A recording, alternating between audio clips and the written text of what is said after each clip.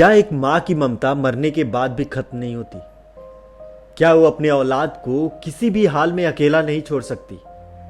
एक माँ की ममता को नापने का कोई पैमाना नहीं होता और आज की कहानी में भी आपको यही देखने को मिलेगा। नमस्कार, मैं हूं पीयूष सिंह और स्वागत है आपका मेरे चैनल रात का रहस्य में।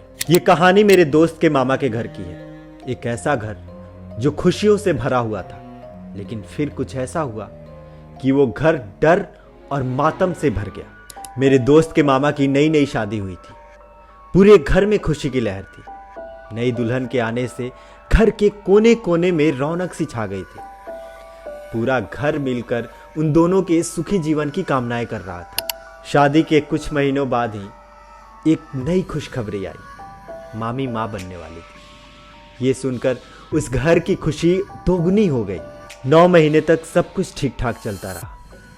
मामी का ख्याल रखा जाता, उनके खाने पीने से लेकर हर चीज का ध्यान रखा जाता। और आखिरकार वो दिन भी आ गया जब इस घर में एक नई किलकारी गूंजने वाली थी। उस दिन परिवार के सब लोग मामी को लेकर हॉस्पिटल गए। सब कोई खुश थे और उस पल का इंतजार कर रहे थे जब डॉक्टर आकर बाहर गुड न्यूज देंगे। कुछ घंटों के इंतजार के बाद वो पल भी आ गया। मामी ने एक बहुत ही सुंदर और प्यारी सी बच्ची को जन्म दिया था, लेकिन इस खुशी की कीमत बहुत ही भारी थी। जैसे ही बच्ची ने पहली बार रोना शुरू किया, डॉक्टरों के चेहरे पे टेंशन दिखना शुरू हो गया और कुछ ही देर में खबर आई कि मामी अब नहीं रही। वो इस बच्ची को जन्म देते ही इस दुनिया से चल बसे।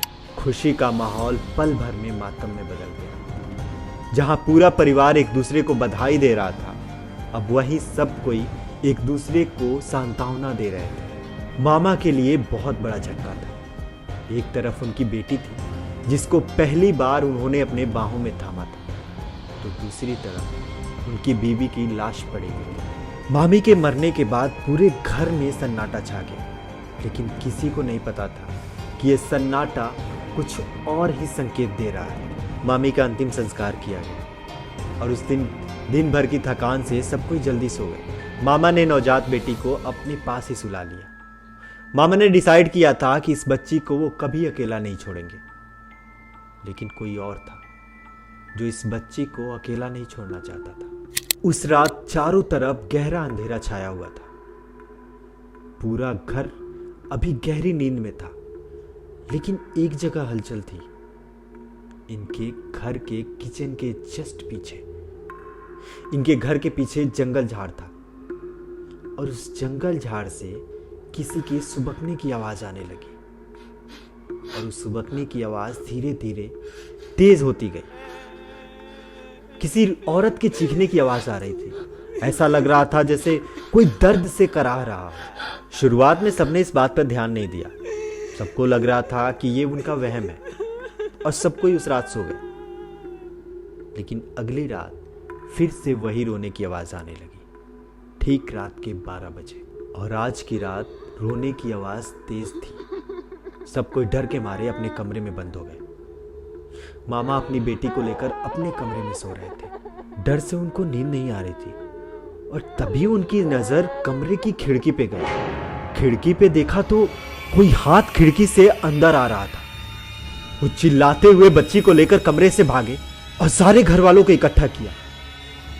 जब सब आकर दोबारा उस खिड़की पे देखे तो वहां कोई नहीं था। अब पूरे घर के लोग घबरा चुके थे। उन्होंने जैसे तैसे रात बिताई और सुबह होते ही पंडित जी को बुलाया गया। घर वालों ने पूरी घटना पंडित जी को बताई तो पंडित जी ने बताया कि जब कोई मरता है तो उसकी आत्मा ऐसे ही भटकती रहती है, लेकिन इसमें डरने की बात नहीं है।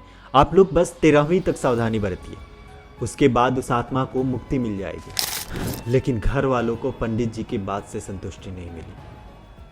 मामा की खिड़की पे उस दिन लोहे की जाली ठुकवा दी गई। क्योंकि गर्मी का दिन था तो खिड़की बंद करके सोना पॉसिबल नहीं था। ये लोग उस दिन भी रात को सो रहे थे। रात के करीब 12 बजे फिर से वही सुबकने की आवाज आने लगी। सबकी डर के मारे नींद खुल गई। धीरे धीरे वो आवाज तेज होने लगी और नजदीक आने लगी। सबकी दिल की धड़कन बढ़ गई। अब वो आवाज किचन के गेट पे आ चुकी थी और रोने की आवाज बहुत ही ज्यादा तेज हो गई थी।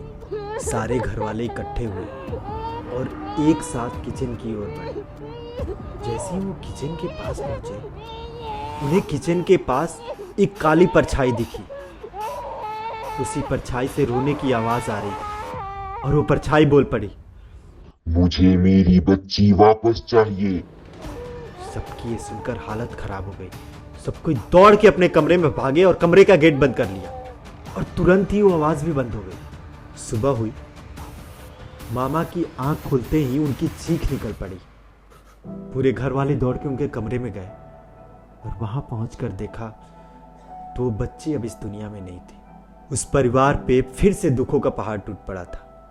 अब सबको समझ में आ गया था कि ये जो कुछ भी हो रहा था वो सामान्य नहीं था। वो मामी की आत्मा ही थी। वो आकर अपनी बच्ची को ले गई, क्योंकि जिस दिन वो बच्ची की डेथ हुई उस दिन से रात को कभी भी दोबारा वो आवाज नहीं आई।